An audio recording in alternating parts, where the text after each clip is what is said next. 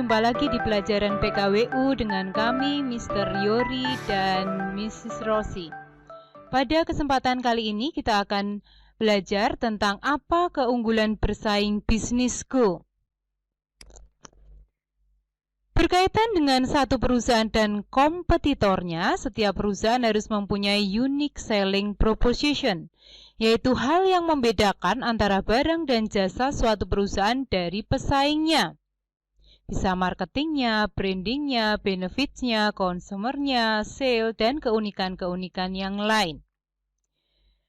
Berikut kita lihat dari diagram di bawah ini. Zona yang pertama adalah winning zone.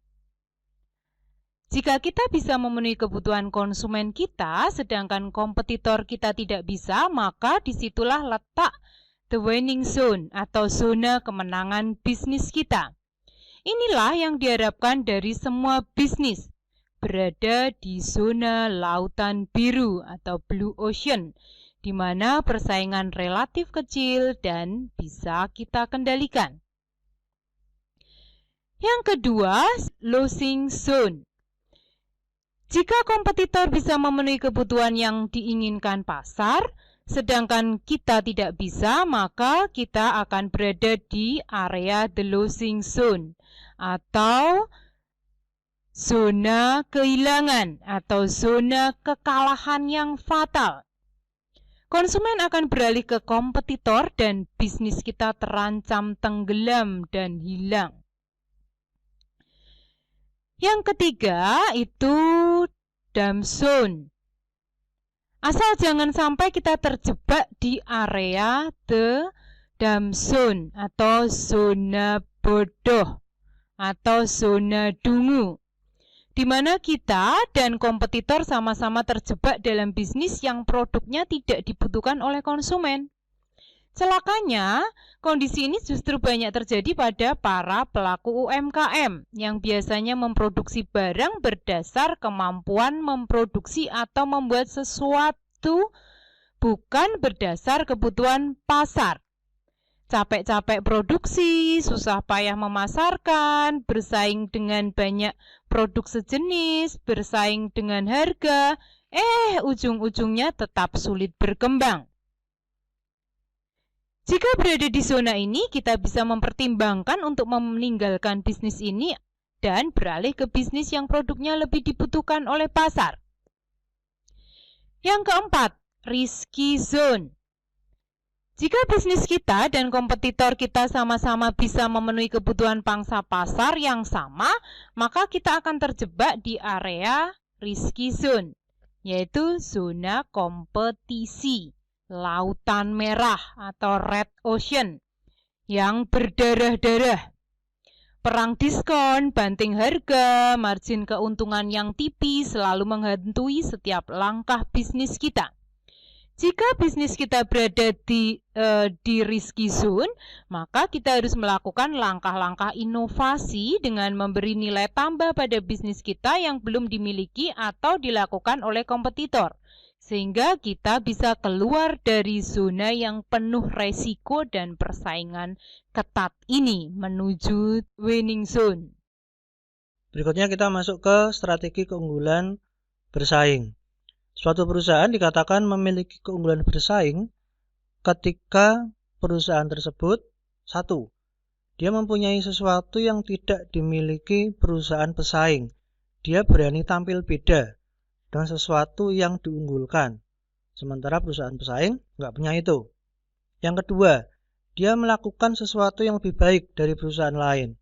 Misalnya, seseorang yang punya usaha jual beli souvenir, dia selalu punya stok barang yang banyak, souvenirnya unik-unik, dan ketika dia menjual secara online ataupun offline, selalu dibungkus dengan bubble wrap atau plastik yang tebal yang ada gelembung udaranya supaya barang-barang tersebut yang dia kirimkan selalu aman dan utuh ketika sampai ke tangan konsumen.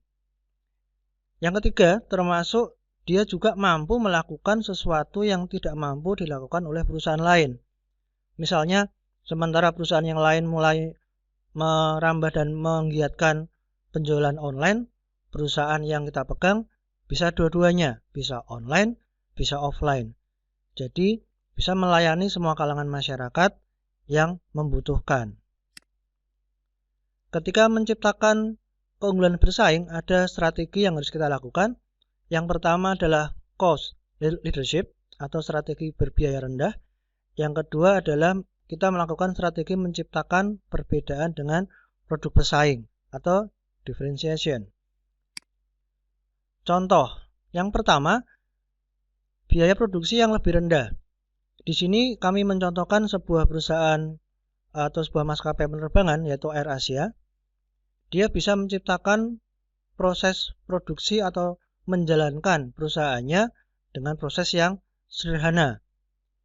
Kemudian bisa mencari supplier atau pemasok bahan-bahan yang lebih murah, namun tetap sesuai dengan standar yang ditentukan.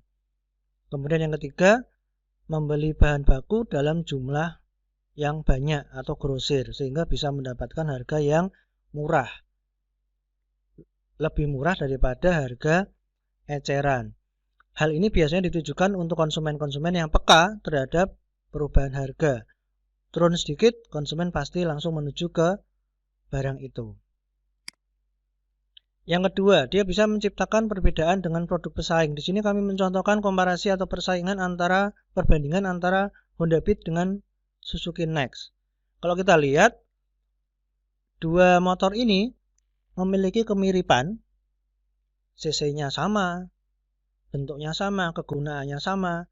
Tetapi kalau kita lihat di jalanan banyak Honda Beat yang digunakan oleh masyarakat daripada Suzuki Next.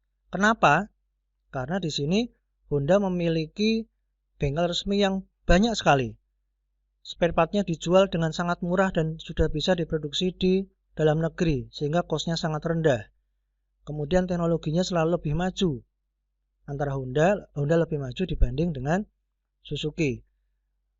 Kalau kita mengikuti berita di Buletin Otomotif, pasti kita bisa memiliki informasi bahwa Honda Beat memiliki level irit yang lebih dibanding Suzuki.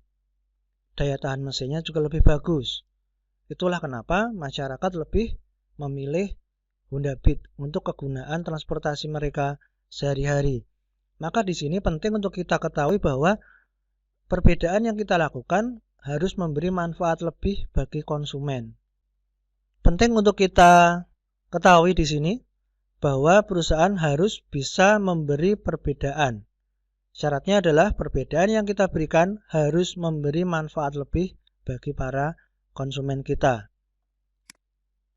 Ya, sebagai tugas refleksi kalian, untuk perusahaan AirAsia, itu merupakan maskapai penerbangan yang termasuk murah dibanding dengan perusahaan penerbangan yang lain. Tugas buat kalian adalah carilah data-data pendukung dan jelaskan kenapa AirAsia bisa memberikan harga yang murah. Silakan mencari dan dikumpulkan melalui Google Form yang akan kami berikan. Terima kasih untuk perhatian kalian. Selamat mengerjakan tugas dan selamat belajar.